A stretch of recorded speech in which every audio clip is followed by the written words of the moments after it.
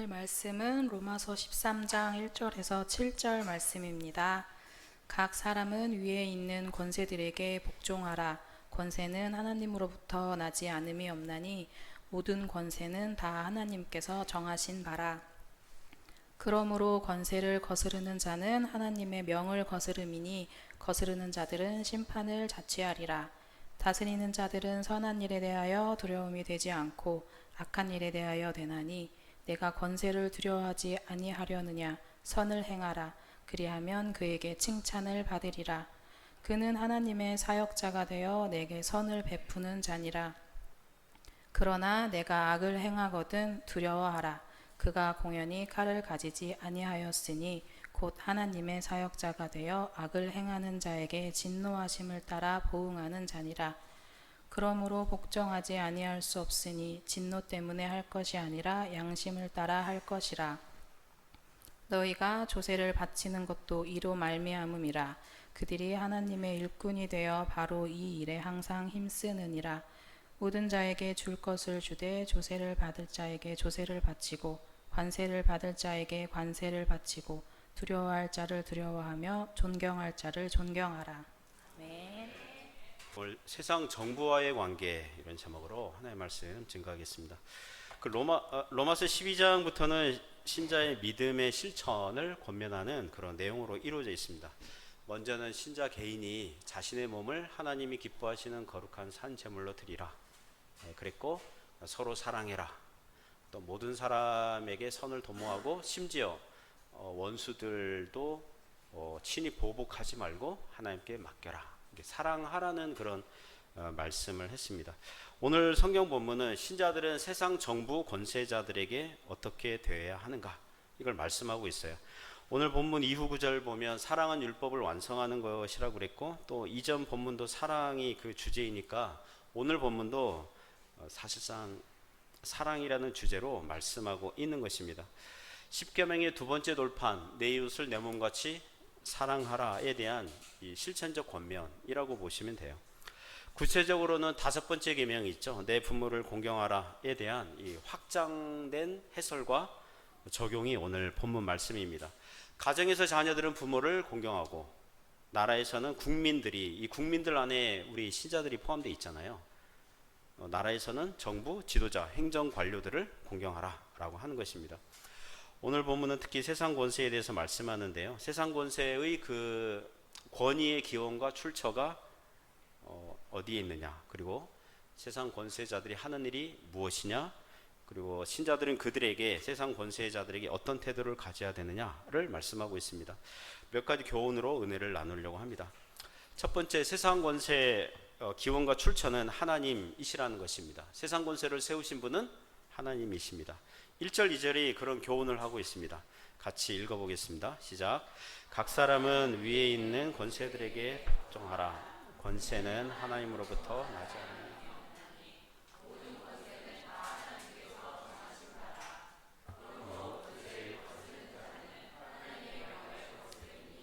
거스르는 자들은 심판을 자취하리라. 아멘. 여기서 1절에 보면 각 사람은 그랬잖아요. 그러니까 각 사람은 모든 신자들 한 사람 한 사람은 한 사람도 빠짐없이 예외 없이 위에 있는 권세들에게 복종하라. 여기서 위에 있는 권세는 세상 정부 지도자들을 얘기합니다. 여기 사람에 해당하는 헬라어가 푸시케라고 그래가지고 영혼이란 뜻이거든요. 각 영혼은 이걸 각 사람으로 번역했습니다. 그 사람 인간에 해당하는 헬라어가 있거든요. 안스로포스 있는데 굳이 그 푸시케 각 영혼은이라고 한 것은 그 신자들이 세상 권세에 대한 복종을 거칠애로 하지 말고 마음을 담아서, 요새 속된 표현으로 영혼이 있는 리액션 하라는 거죠. 마음을 담아서 진정으로 복종하라는 것입니다. 왜 그렇습니까? 권세는 하나님으로부터 나지 않음이 없나니, 나지 않음이 없다. 문장에서 부정과 부정을 사용하는 것은 강조하는 거죠. 그죠? 하나님으로부터 났다 이렇게 하지 않고 나지 않음이 없나니, 부정과 부정은 강조하는 거거든요. 세상 권세의 기원과 출처가 하나님 되신다는 것을 강조하는 것입니다. 마치 로마서 1장에서 내가 복음을 매우 자랑하노니 이렇게 써도 되는데 내가 복음을 부끄러워하지 아니하노니, 이런 표현과 강조하는 표현과 비슷합니다. 세상 권세는 하나님으로부터 나온 것이고 모든 권세는 하나님께서 정하셨다는 것입니다. 하나님께서 만드신 그 제도와 기관들이 있습니다. 결혼제도 하나님께서 만드셨죠. 가정 하나님께서 만드셨죠. 교회 하나님께서 만드셨죠. 그리고 나라, 국가, 이것도 하나님께서 만드셨다는 것입니다. 신자들은 두 개의 나라에서 살고 있는 셈입니다. 하나님 나라와 세상 나라. 예수님 재림하셔서 새하늘과 새 땅이 되기 전까지는 신자는 이 땅에서 두 개의 나라 소속으로 삽니다. 하나는 하나님 나라, 이제 교회 회원으로 살고, 그 다음에 우리가 세상 나라, 여기 속한 국민으로, 시민으로 삽니다. 이 두 개의 기관을 하나님께서 만드신 겁니다. 신자들은 교회에서 신자된 의무와 책임을 다하듯이 나라에서도 국민의 한 사람으로서, 시민의 한 사람으로서 의무와 책임을 감당하는 것입니다. 그래서 그 중요한 태도와 원칙이 세상 권세에게 복종하라는 것입니다. 그 지난주랑 지지난주에 소윤부 집사님이 2주간 방문했죠. 그 지난주 예배 마치고 남전도의 교제 시간에 소윤부 집사님이 그 화교거든요. 화교 출신이에요. 그래서 귀화하는 그런 과정 얘기하고 있습니다. 그 한국인 아내 찬스로 지금 한국인 귀화 신청을 하고 있죠. 내년 2월에 면접이 있다고 합니다. 귀화 면접 패스하면 아마도 내년 전반기에는 한국인으로 안전하게 귀화가 될 것으로 예상하고 있습니다. 그 귀화가 결정되면 그 귀화 면접 패스한 사람들이 법무부 장관을 만난답니다. 법무부 장관 참석한 자리에서 법무부 장관으로부터 뭐 합격증인지 뭡니까 그 증명서인지 뭐 그거 그 확인증인지 그걸 받는다고 합니다. 법무부 장관 만난다고 그러니까 당장 남전도의 회원들 중에서 그 법무부 장관이 지금 국회에서 국무위원들하고 말싸움이나 하고 있는 법무부 장관인데 하는 볼멘 소리가 나오더라고요. 한동훈 법무부 장관 얘기하는 거죠. 우리 한동훈 법무부 장관을 설교 시간에 예를 들어서 좀 미안하긴 합니다. 국민의힘 지지자들에게는 지금 한동훈 법무부 장관은 민주당과 일당백으로 싸우는 투사요 뛰어난 법무부 장관으로 영웅 대접 받고 있는 것 같습니다. 그는 대정부 질문 시간에 민주당 위원들이 어떤 질문할지 모른 채 질문 받자마자 즉시 논리적으로 답변도 하고 기억력도 뛰어나요. 기억력도 뛰어나고 그래서 지지자들에게는 이후에 꽤 큰 일을 할 사람으로 대접받고 있는 것 같습니다. 여러분 표정 왜 이렇게 차갑습니까? 지금 법무부 장관 얘기하고 있는데.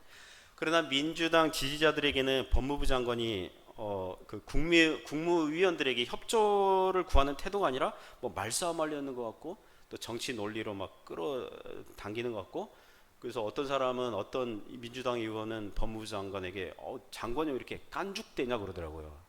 장관 보고 깐죽거린다고 이렇게 비판을 하더라고요. 어쨌든 제가 보기에는 그 법무부 장관이 지금은 이전에 없던 완전 새로운 캐릭터고 MZ세대 장관 같은 그런 이미지가 있습니다. 자, 한국인 귀화 신청을 하는 사람이 있다고 합시다. 그 사람은 정치색인 민주당 쪽이라고 합시다. 소윤부 집사님이 그렇다는 게 아니고 이제 어떤 가상의 인물이 귀화 신청하고 있는데 민주당 쪽이라고 합시다. 그 성향이. 한국인 귀화 신청을 하고 보니 나중에 법무부 장관이 주는 합격증 증명서를 받는다고 해요. 그럼 평소 이 법무부 장관을 마음에 들어 하지 않기 때문에 법무부 장관이 주는 거 거부할까요? 더 나아가 귀화 신청 과정들을 다 거부할까요? 더 나아가서 법무부 장관이 마음에 안 들어서 한국의 모든 법과 질서를 다 무시해도 됩니까? 그렇지 않다는 것입니다. 신자들은 한국에서 시행되는 각종 법과 행정명령 시행령들을 지켜야 됩니다.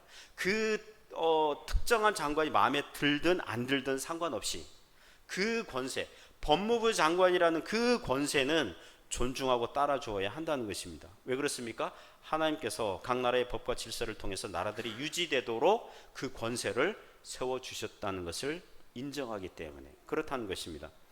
2절에 보시면 그러므로 권세를 거스르는 자는 하나님의 명을 거스름이니 거스르는 자들은 심판을 자취하리라 그랬어요. 자취하리라, 스스로 취한다, 스스로 심판당하게 돼 있다. 이것도 예를 한번 들어보겠습니다. 지난 대선 때 이재명 씨에게 투표한 사람이 있다고 합시다. 그러나 결과는 윤석열 씨가 대통령 당선되었습니다. 그러자 그 사람은 결과에 실망하고 이제 상상을 발휘하는 거예요. 그 결과에 실망해서 윤석열 현재 대통령에게 불만을 품어서 자기랑 이 같은 불만을 가진 같은 사람들을 모아서 일종의 반란군을 이제 조직했다고 합시다. 현 정권을 힘으로 바꾸고자 쿠데타 조직을 만들었어요. 경찰서를 습격하고 무기고를 탈취하고 세력을 규합하는 일을 합니다. 자, 그러면 어떻게 됩니까? 그 사람은 지금 반란을 하고 있는데 먼저 그 전에 뭘 어기고 있는 거예요? 하나님의 명을 거스르고 있다는 것입니다. 거스르는 자들은 심판을 스스로 당하게 됩니다. 그러면 정부군에 의해서 진압당하고 재판에 넘겨져서 형벌을 당하게 되겠죠. 그래서 신자들은 지난 대선 때 현재 대통령에게 투표하지 않았더라도 투표 결과에 승복하고 현재 대통령의 권세를 존중하고 따라 주어야 한다는 것입니다. 그리고 현재 대통령이 마음에 안 들면 다음 대선 때 어떻게 하면 돼요? 표를 다른 후보에게 주면 돼요. 그렇잖아요. 그죠? 예. 또다시 자기가 원하는 결과가 안 나왔어요. 그럼 어떻게 할까요? 역시 그 결과에 따르는 거죠. 그 권세는 하나님께서 정하신 것이고 세우신 것이고 섭리 안에서 인도하시고 계시고 받아들이고 믿으면 될 일입니다. 여기서 여러분이 이런 질문을 할 수 있습니다. 목사님, 세상 권세가 만일 독재를 행하고 교회를 박해하고 신앙을 반대하면 어떻게 합니까? 하나님 믿지 말라고, 예수 믿지 말라고 그렇게 그런 정책을 펼치고 그러면 어떻게 합니까? 그럼 무조건 그렇다 하더라도 무조건 세상 권세를 따라줘야 합니까? 라고 질문할 수 있습니다. 성경 전체를 보면 여기서도 조건이 있습니다. 누구 안에서 순종하는 것입니까? 주 안에서 순종하는 거예요. 주님의 진리 안에서. 예를 들면 우리가 부모에게 순종해야 되지만 만일 부모님이 예수님 믿지 말라 이렇게 반대하는 그런 명령을 한다면 더 높은 권위자 되시고 권세이신 하나님께 순종하기 위해서 부모의 신앙금지 명령에 대해서는 불순종하는 것이 하나님께 순종하는 것인 줄 압니다. 세상 정부 권세도 마찬가지예요. 저 옛날 출애굽기에 애굽의 바로왕이 이스라엘 사람들이 사내 아이를 낳으면 히브리 산파들에게 명령했습니다. 딸이면 살려주고 남자 사내 아이면 다 죽여라 그랬어요. 그러나 산파들이 어떻게 합니까? 바로왕의 명령보다 하나님을 더 두려워하여 사내 아이들을 살려냈습니다. 바로 그것입니다. 바벨론의 느부갓네살 왕이 금신상을 만들고 다 절하라고 했습니다. 다니엘의 세 친구 사드락, 메삭, 아벳느고가 거절했습니다. 그렇다고 그래가지고 다니엘의 세 친구가 왕 암살단 조직하고 왕을 암살 시도하고 그런 거 아니에요. 그대로 왕의 진노와 형벌을 당했습니다. 하지만 하나님께서 불 속에서도 살아남게 하셨습니다. 하지만 동시에 교회사 역사 속에 초대교회사 역사 속에서 많은 신자들은 신앙 때문에 불에 타서 죽었습니다. 그 불에서 살아나오지 못했어요. 하지만 중요한 것은 불에서 살아남냐 안 살아남냐 중요한 게 아니라 하나님의 말씀을 어기라는 세상 권세의 명령을 듣고 거절한 것, 세상 권세에 대해서 불순종한 것이 하나님께 순종한 것입니다. 다리오 왕 때에 왕 외에 다른 신에게 30일간 기도 금지 시행령이 떨어졌습니다. 그러나 다니엘은 왕의 명령인 줄 알면서도 그 조서에 왕의 직인이 찍힌 걸 알면서도 집에 와가지고 평소 그 기도의 습관대로 그 다니엘의 그 라이벌들이 다 주시하고 있잖아요. 자기가 기도하는 모습을 다 볼 수 있도록 집에 창문들을 다 열어놓고 기도했습니다. 그래서 사자굴에 던져졌습니다. 하지만 하나님께서 다니엘을 사자굴에서 살려주셨습니다. 역시 동시에 초대교회의 역사 속에서 이 핍박 역사 속에서 수많은 신자들은 신앙을 지키다가 사자들에게 찢겨 죽은 사람들이 많습니다. 둘 다 하나님의 명령을 더 우선시한 것이 중요하다는 것입니다. 사도행전 5장에서 유대인 공회가 사도들에게 명령했습니다. 다시는 예수 이름으로 전도금지 명령 내렸습니다. 사도들이 뭐라고 합니까? 사람의 말을 하나님 말씀보다 더 따를 수 없다. 그래서 계속 전도한 일이 있었습니다. 세상 권세가 하나님께서 정하시고 주신 일반 은총의 범위 안에서 그 기능을 하면 좋습니다. 복종하고 따르면 됩니다. 그러나 그 범위를 벗어나면, 선을 넘으면 더 높은 권세이신 하나님께 순종하는 것이 바른 믿음의 삶인 줄 믿습니다. 혹자는 이런 질문을 합니다. 사도 바울이 로마서 기록할 시기가 AD 50년대 중후반이거든요. AD 57년 말에서 58년 초 이때 추정하고 있습니다. 그 이후에 네로 황제가 그 로마 화재의 책임을 그리스도인들에게 전가시켜 가지고 그리스도인들을 박해한 게 있었거든요. 그게 AD 64년경이에요. 그러니까 한 6, 7년 후에는 이제 교회를 핍박하게 될 거고, 그리고 도미티안 황제 AD 80년대 이후에 본격적으로 교회를 핍박하게 돼요. 세상 정부가 교회를 핍박하기 이전에 사도 바울이 로마서를 썼기 때문에 신자들에게, 세상 권세들에게 복종하라고 한 게 아니냐. 만일 교회가 세상 정부로부터 핍박받고 박해를 받는 후였다면 이렇게 말하지 않았을 것이다 라고 반론하는 사람들이 있습니다. 그러나 베드로전서 2장 13절부터 17절 보시면 그게 답변이 되는데요. 베드로전서는 세상 권세로부터 고난받던 시기에 교회에게 쓴 그런 편지거든요. 베드로전서 2장 13절부터 17절 같이 한번 읽어보겠습니다. 시작. 인간의 모든 제도를 주를 위하여 순종하되 혹은 선행하는 자들을 포상하기 위하여 보낸 총독에게 하라. 그 선행으로 어리석은 사람들의 무식함 막는 것이다. 너희는 자유가 있으나 그 자유로 악을 가리는 데 쓰지 말고 오직 하나님의 종과 같이 하라. 무사람을 공경하며 형제를 사랑하며 하나님을 두려워하며 왕을 존대하라. 아멘. 여기서도 보면 인간의 모든 제도를 주를 위하여 어떻게 해요? 순종하되 위에 있는 왕, 그죠? 또 14절 보면 그 총독에게 하라. 그리고 마지막 9절 보면 왕을 존대하라. 고난 주고 있는데 사도 바울과 사도 베드로는 서로 같은 말을 하고 있습니다. 다르지 않습니다. 세상 권세에 대한 교회의 태도는 동일합니다. 로마 제국 시대의 교회를 엄청나게 핍박했습니다. 그렇다고 그래가지고 교회가 세상 권세를 향해서 반란군을 조직하고 황제 암살단을 만들고 악을 악으로 갚고 폭력으로 안 갚음하고 한 게 아니라 신앙을 지켰습니다. 신앙을 지켰어요. 그러자 하나님께서 때가 되어 교회에게 자유를 주신 것입니다. 사랑하는 성도 여러분, 세상 권세를 하나님께서 정하셨고 세우셨고 만드셨으니 거기에 복종하고 따르는 것이 하나님의 은혜가 풍성한 줄 믿습니다. 두 번째 교훈은 세상 권세는 하나님의 일을 하고 있다는 것입니다. 3절 4절에 그런 교훈하고 있습니다. 3절 4절 같이 읽습니다. 시작. 다스리는 자들은 선한 일에 대하여 두려움이 되지 않고 악한 일에 대하여 되나니 네가 권세를 두려워하지 아니하려느냐. 선을 행하라. 그리하면 그에게 칭찬을 받으리라. 그는 하나님의 사역자가 되어 네게 선을 베푸는 자니라. 그러나 네가 악을 행하거든 두려워하라. 그가 공연히 칼을 가지지 아니하였으니 곧 하나님의 사역자가 되어 악을 행하는 자에게 진노하심을 따라 보응하는 자니라. 아멘. 3절 4절 내용은요, 세상 공무원들은, 여기 다스리는 자들은, 예전 개혁 성경에는 관원들은 그랬는데 그 관원들은 좋은 것 같아요. 세상 공무원들은 행정 관료들은 여기 보시면 권선징악, 선을 권하고 악을 징벌하고, 상선벌악, 예전에 옛날 한국인 목사님이 주석 쓴 책에는 상선벌락, 제가 선에 대해서는 상을 주고 악에 대해서는 벌을 주는 그런 일을 하고 있다는 것입니다. 그래서 선한 일에 두려움이 되지 않고 악한 일에 되나니 네가 권세를 두려워하지 아니하려느냐. 선을 행하라. 그리하면 그에게 칭찬을 받으리라. 법을 잘 지키는 시민들은요, 경찰을 만나도 두렵지 않습니다. 여러분 길가에 중국 공안들 볼 때 있잖아요. 두려워요?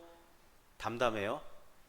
담담해요. 여러분들은 법을 잘 지키는 분들입니다. 그런데 두려운 사람들은 누굴까요? 뭔가 행기는 사람, 법을 어긴 사람, 사회적인 범죄를 행한 사람들은 경찰만 보면 두려움이 생기는 거예요. 한 몇 주 전 한국 뉴스 보니까 그 어느 지역에 사건이 발생한 거예요. 그래서 경찰들이 검문 검색하고 있는데 어떤 외국인이 오다가 검문 검색 앞에서 하고 있으니까 후다닥 도망가는 거예요. 그래서 그 검문 검색하던 경찰들이 저 사람이 이 범죄자인가 보다. 그래서 막 쫓아가가지고 딱 잡았어요. 보니까 범죄자는 아니에요. 그 지역에서 발생한 범죄랑 상관이 없어요. 대신 어떤 사람일까요? 불법 체류. 어떻게 하세요? 불법 체류자였던 거예요. 경찰한테 검문 검색 당하면 들통나니까. 그래서 도망간 거예요. 잡혀가지고 그 추방된 일이 있었습니다. 그리고 한국의 경찰 형사들 보니까 수배범 사진을 늘 보더라고요. 그 휴대폰에 사진 올라오는 있잖아요. 몇 명 사진을 이렇게 보잖아요. 늘 보고 제가 보기에는 묵상하고 있는 것 같아요. 다 보면서 연구 관찰 이렇게 관상사주 그런 건 아니고 하여튼 보면서 뚫어져라 하여튼 보면서. 그래서 이 경찰차를 타고 가다가 차를 타고 가면서 길 지나는 사람 몇 초 보잖아요. 그 사람인 거예요. 그러니까 차 돌려가지고 탁 잡고 단 몇 초인데 그만큼 하는 거죠. 경찰들이 휴가지 갔다가 또는 은행에서 일 보다가 뭐 보이스피싱 그 수거책 이렇게 잡게 되고 막 그런 뉴스들이 올라오는 걸 봤습니다. 그러니까 악을 행하는 사람들은요 두려워하게 돼 있어요. 공권력을 가진 사람들에게. 악을 행하는 여러분, 악행하는 자들이 두려워하는 나라가 좋은 나라예요, 나쁜 나라예요? 좋은 나라예요. 질서가 잘 잡힌 나라예요. 그 외국인들이 한국에 여행을 와서 가끔 그 실험을 한다고 그럽니다. 커피숍에서 과연 진짜 한국의 커피숍은 자기 가방, 휴대폰, 노트북 놔두고 화장실 갔다 오거나 또 커피숍 나가서 뭐 한 10분, 20분 돌아다니다가 딱 오면 여전히 그 테이블 제자리에 있느냐, 그거를 그 촬영하고 막 실험을 해본다는 거예요. 대부분 그대로 있는 거예요. 그래서 한국이 안전한 나라다 이렇게 칭찬을 해요. 외국 같으면 벌써 없어졌다는 것입니다. 여러분, 왜 한국에서 사람들이 다른 사람 가방, 휴대폰, 노트북 안 가져갈까요? 물론 우리나라의 민도, 이게 국민들의 의식 수준이 높아진 거 있어요. 하지만 중요한 이유가 두 가지가 있는 것 같아요. 첫 번째는 자기께 더 좋아요. 가방, 뭐 노트북, 핸드폰, 자기께 더 좋아요. 굳이 뭐 아쉬울 게 없어요. 가져갈 필요가 없는 거예요. 두 번째는 사방에 뭐가 지금 있어요? CCTV가 보고 있는 거예요. 만약 그거 가져가면 금방 잡힐 게 뻔하니까 두려워서 가져가지 못하는 거예요. 우리나라 좋은 나라. 중국도 마찬가지죠. 중국도 지금 뭐 마찬가지죠. 사절을 보면 그는 하나님의 사역자가 되어 네게 선을 베푸는 자니라. 사역자는 일꾼이란 뜻입니다. 공무원들이 하나님의 일꾼이라는 거예요. 목사, 선교사, 뭐 전도사 이런 사람들만 하나님의 사역자, 일꾼인 줄 알았더니 공무원들도 하나님의 사역자라는 거예요. 하나님의 봉사자, 하나님의 일꾼들이라는 거예요. 예수님 믿는 사람들만 하나님의 사역자, 봉사, 일꾼들인 줄 알았더니 공무를 수행하는 나란 일을 하는 사람들도 하나님의 사역자요, 하나님의 일꾼이라는 것입니다. 그러나 네가 악을 행하거든 두려워하라. 그가 공연히 칼을 가지지 아니하였으니, 공연히 칼을 가지지 아니하였으니. 공무원들은 칼을 가지고 있다. 여기서 칼은요, 공무집행권, 법적 강제권, 더 확대하면 생사여탈권, 사형권을 뜻한다고 볼 수 있습니다. 악을 행하면 나라의 법대로 형을 집행할 수 있는 권한이 공무원들에게 있으니 두려워하라는 것입니다. 그리고 그들이 하는 일들은 하나님의 사역자가 되어 하나님의 일꾼이 되어서 악을 행하는 자에게 하나님의 진노하심을 따라 보응하는, 하나님의 징벌을 대신 수행하는 자들이라는 뜻으로 하나님의 사역자 이렇게 말을 하고 있다는 것입니다. 공권력이 얼마나 힘이 있냐면요, 예를 들면 제가 설교 준비하다가 막 상상력에 의해서 막 예를 많이 만들어냈어요. 한국의 전국 규모의 깡패 조직, 건달 조직의 보스가 있다고 합시다. 온몸에 문신 덩어리, 앞에는 호랑이, 뒤에는 용, 팔에는 뱀들, 뭐 다리에는 뭐 할까요? 하여튼 도마뱀들, 뭐 하여튼 그런 걸 있다고 합시다. 그래가지고 덩치도 크고 부하들이 만나면 90도 형님 하면서 인사하고, 뭐 차도 아주 큰 차, SUV 뭐 그런 차. 그런데 차를 타고 가다가 빨간 신호등에 그냥 지나쳤네. 교통신호를 어긴 거예요. 빨간불인데 지나간 거예요. 그런데 저 앞에서 여자 경찰이, 몸도 야리야리, 여자 호흡 불면 바람 불면 휙 날아갈 것 같은 가냘프게 보이는 여자 경찰이 호루라기 부르면서 그 교통 뭡니까 그 신호봉으로 이게 삑삑 부르면서 오라고 하면 한국에서 잘 나가는 거대 조직의 보스가 갈까요, 안 갈까요? 갑니다. 면허증 보여달라고 그러면 한국 거대 조직 보스가 줄까요, 안 줄까요? 줍니다. 왜요? 공손하게 해야 돼요. 공손하게 해야 벌금을 작은 것 받을 수 있습니다. 여러분, 그게 공권력의 힘이에요. 건달과 여자 경찰이 직접 싸우면 건달이 이길지 모르죠. 하지만 경찰 권한, 이 공권력으로 부르면 공손하게 따라가야 한다는 것입니다. 저의 부끄러운 기억, 약 20년 전에 부산에서 부교육자 생활을 할 때에 한 번은 교통신호 어겼어요. 여러분, 제가 만약에 10년 동안의 운전 경험이 있다면 교통신호 어긴 게 그때 딱 한 번이에요. 믿어주세요. 제발 믿어주세요. 경찰이 신호봉 그런 지점이 있잖아요. 교통신호가 아리까리하고 또 자주 어기는 그 코스 있잖아요. 타고 가는데 저도 이렇게 착각을 했어요. 경찰이 갑자기 나타나가지고 그 경찰 신호봉 오라고 막 이렇게 해가지고 그래서 이제 걸린 거죠. 길목에 경찰이 대기하고 있다가 이게 딱 한 거죠. 경찰이 물었습니다. 선생님은 교통신호 어겼습니다. 인정하십니까? 제가 어떻게 인정하십니까? 제가 공손하게 머리를 몇 번이고 숙이면서 죄송합니다. 잘못했습니다. 제가 신호를 잘못 봤습니다. 죄송합니다. 그러니까 그 경찰이요 표정이 되게 부드러워지면서 아니 선생님이 너무 금방 인정하니까 좀 그러면서 원래는 한 3, 4만 원짜리인데 5천 원에 끊어주더라고요. 할렐루야. 아무도 기뻐하지 않네요. 제일 싼 거 끊어준대요. 너무 공손하게 하니까. 최근에 한요셉 목사님으로부터 들은 얘기인데 조선족 목사님들 한 분은 광시성 또 한 분은 운남성에서 사역하는 분들인데 둘 다 비슷한 시기에 뭐 한 분은 미성년자 뭐 수련회 그 교회에서 수련 뭐 하여튼 뭐 그거 하다가 이제 적발됐고 또 한 분은 뭐 하여튼 다른 일로 이렇게 적발이 됐어요.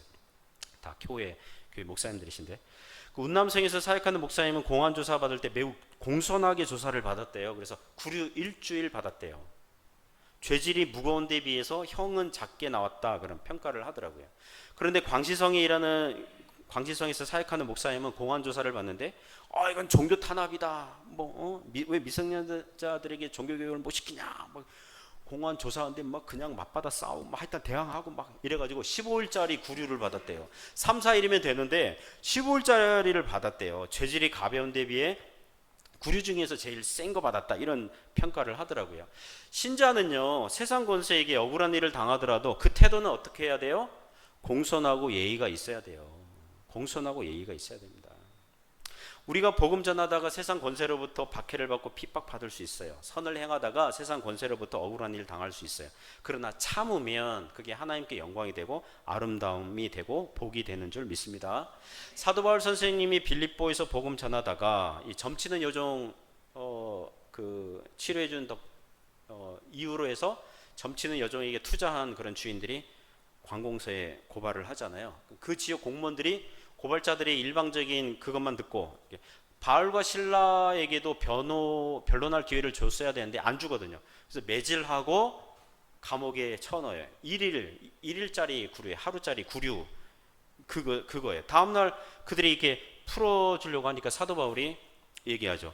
나는 로마 시민권자인데 로마 시민권자에게 신문도 제대로 하지 않고 매질해서 감옥에 집어넣어도 되냐? 여러분 그 사건은요 지역 공무원들의 모가지예요. 공무원들이 자기 모가지 날아갈까봐 그 바울을 존중하고 어떻게 하냐면 바울 일행을 도시 밖까지 안전하게 에스코트 해줍니다. 그들을 공무원들이. 왜냐하면 자기들이 잘못한 걸 인정하고 바울은 그대로 도시 밖으로 나가지 않고 루디아 집 이제 가정교회 형성이 됐지 않습니까? 거기 들렸다가 가요. 그러니까 뭘 한 거냐면 지역 공무원들에게 여기는 로마 시민권자가 관련하고 있는 가정교회다. 함부로 법 위법하는 행위하면 안 돼. 이런 걸 보여주는 거죠. 그러면서 그 빌립보 교회가 만들고 이제 나간 적이 있었습니다. 물론 하루 구류당할 때에 빌립보 간수와 그 가족들을 또 전도해서 구원한 일이 있었거든요. 사랑하는 성도 여러분, 혹시 세상 공무원들이 일을 제대로 못해서 손해를 보게 되고 억울한 일이 생길 수 있어요. 그러나 신앙적으로 참으면 그것은 아름다운 것이 되고 하나님께서 보시고 다 갚아주시는 것이 신앙의 원리인 줄 믿습니다. 세상 공무원들은 지금도 하나님의 사역자가 되어 권선징악, 상선벌, 악을 행하고 있으니 신자들은 마땅히 선을 행하여서 칭찬을 들으라는 것입니다. 그것이 우리가 모든 사람들에게 선을 도모하는 그런 귀한 일인 줄 믿습니다. 세 번째 교훈은 신자는 세상 권세에게 의무를 행하고 존경하라는 것입니다. 5절부터 7절까지 그런 교훈을 하고 있습니다. 5절부터 7절 같이 읽습니다. 시작. 그러므로 복종하지 않는 양심을 따라 할 것이라. 너희가 조세를 바치는 것도 이로 말미암음이라. 그들이 하나님의 일꾼이 되어 바로 이 일에 항상 힘쓰느니라. 모든 자에게 줄 것을 주되 조세를 받을 자에게 조세를 바치고 관세를 받을 자에게 관세를 바치고 두려워할 자를 두려워하며 존경할 자를 존경하라. 아멘. 자, 5절 보시면 그러므로 세상 권세에게 복종을 해야 되는데 진노 때문에 할 것이 아니라 악을 행하면 벌을 받는 두려움 때문에 세상 권세에게 복종하는 이 소극적이고 부정적인 이유 때문만이 아니라 적극적으로 무엇을 따라서요? 양심을 따라. 그래 나는 크리스찬이야. 하나님께서 나에게 은혜 주셔서 이웃을 사랑하라고 했어. 그래서 나는 선을 행할 거야. 악을 행하지 않을 거야. 신앙 양심을 따라 하라는 것입니다.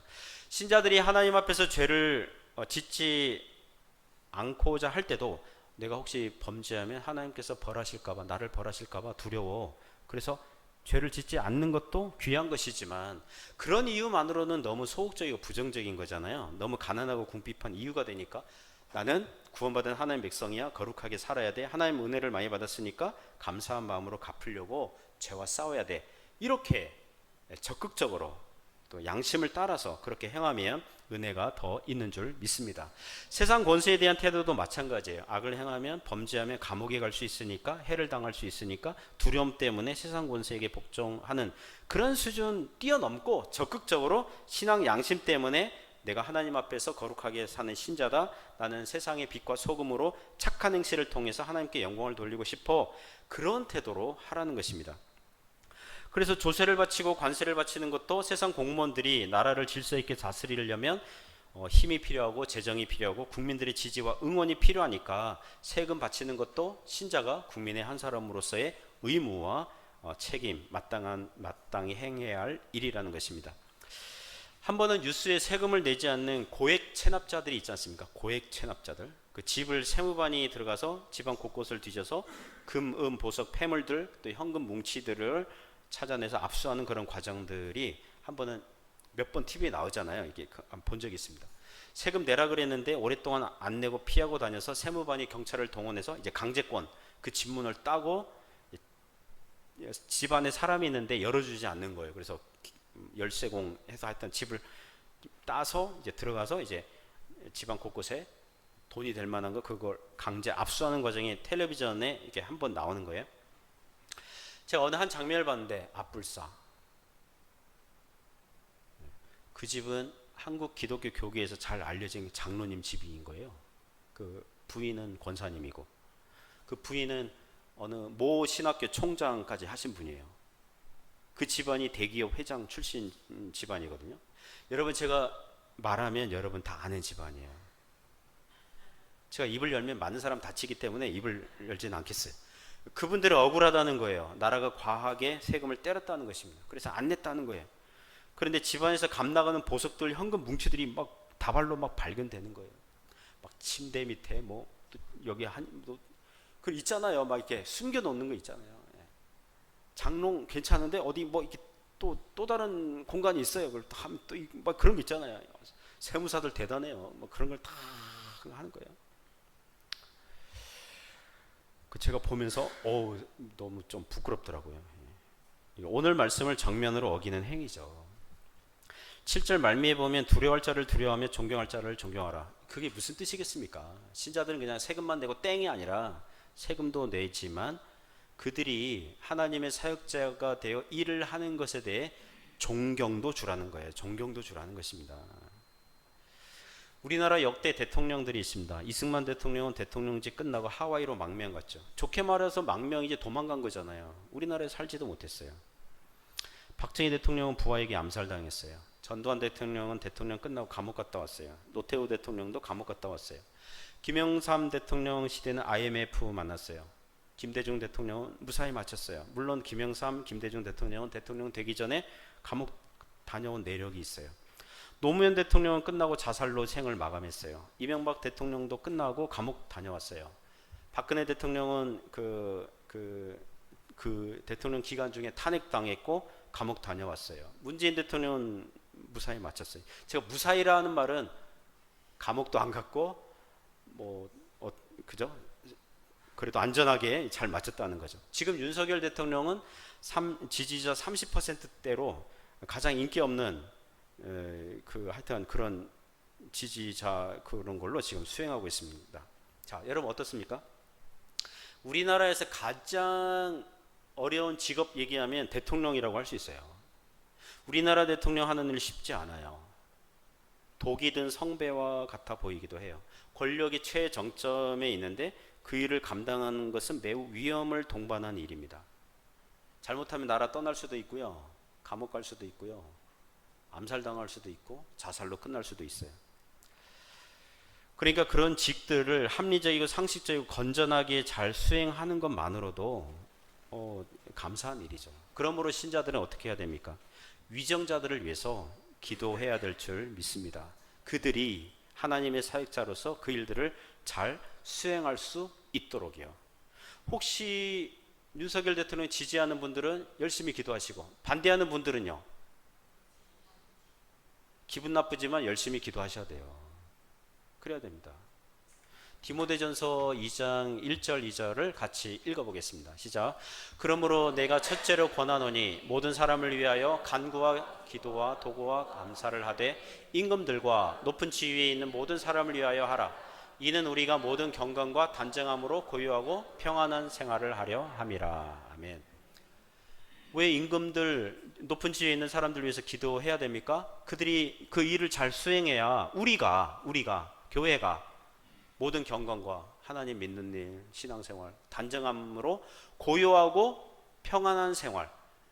여러분, 고요하고 평안한 생활이 뭐 신자들이 뭐 잘 먹고 잘 살고 그런 뜻이 아니에요. 여러분, 교회의 기독교의 문화에 꽃을 피우는 것은요, 평안한 시대에 이루어지는 거예요. 초대교회 역사 약 250년간 로마 제국이 교회를 핍박할 때, 그때 기독교 교회의 문화의 꽃이 무엇이었는지 아세요? 대표되는 게 카타콤이었어요. 지하 동굴 무덤 뭐 그런 공동묘지로 사용되는 그거였어요. 그거였다고요.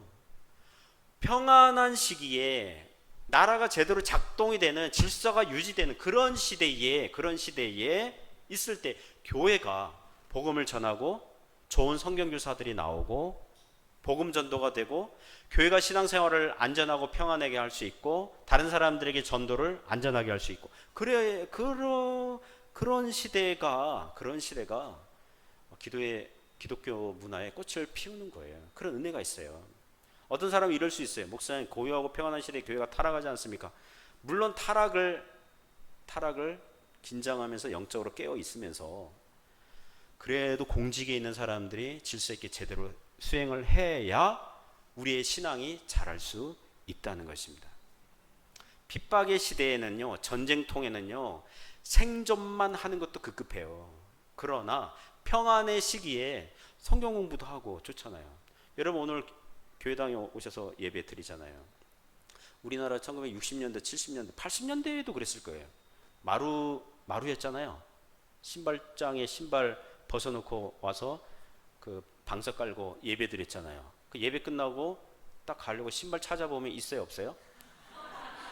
좋은 운동화, 좋은 뭐 신발은 다른 사람이 먼저 챙겨서 같이 예배 드려놓고 같이 은혜 받아놓고 그러면 어때요? 불안해서 신발장 자주 쳐다보고 자기 신발 제대로 있나 없나. 그렇죠. 전쟁통이면 어때요? 어떻게 전쟁통에 뭘 하요? 생존에만 급급한데요.